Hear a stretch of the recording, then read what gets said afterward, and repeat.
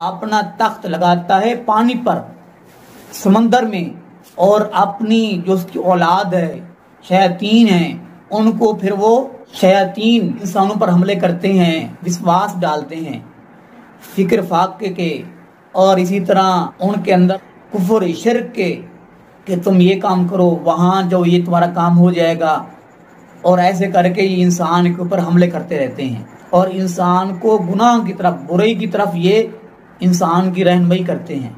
अल्लाह रब्बुल आलमीन ने कुरान पाक में इस बात का ऐलान किया है, इन्न शैतान लकुम अदुव्वुन फत्तखिज़ूहु अदुव्वा, फरमाया शैतान तुम्हारा दुश्मन है, फरमाया उसे दुश्मन ही समझो, तुम्हारा दोस्त नहीं है, तुम्हारा दुश्मन है।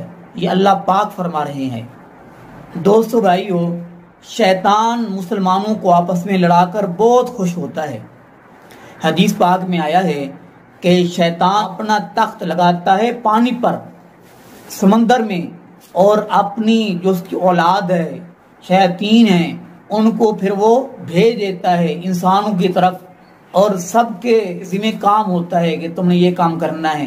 फिर सबको बुलाता है, सब आ जाते हैं, तो उनसे पूछता है कि आपने क्या काम किया। एक कहता है कि मैंने ये काम किया, दूसरा कहता है मैंने ये काम किया, तीसरा कहता है मैंने ये काम किया। उनमें से एक कहता है कि मैं एक आदमी के पीछे लगा रहा यहाँ तक कि मैंने उस आदमी और उसकी बीवी के दरमियान जुदाई करवा दी, वो दोनों जुदा हो गए, मैंने तलाक करवा दी। उसको अपने पास बिठाता है और उसको अपने सीने से शैतान लगाता है। तो कितना हमारा दुश्मन है। इस बात पर शैतान बड़ा खुश होता है।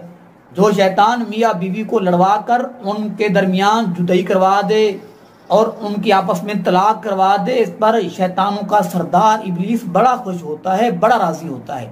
अल्लाह पाक हम सबको शैतान के हमलों से महफूज फरमाए।